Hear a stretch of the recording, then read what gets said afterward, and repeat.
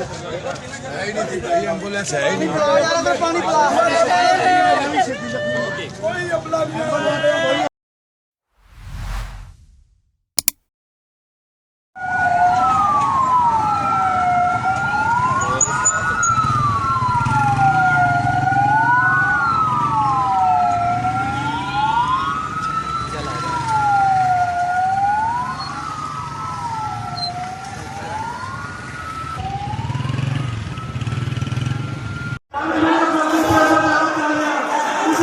ناظرین، اس مسجد سے کریکر دھماکہ ہوا ہے، بم پھینکا گیا ہے اس جلوس کے اوپر۔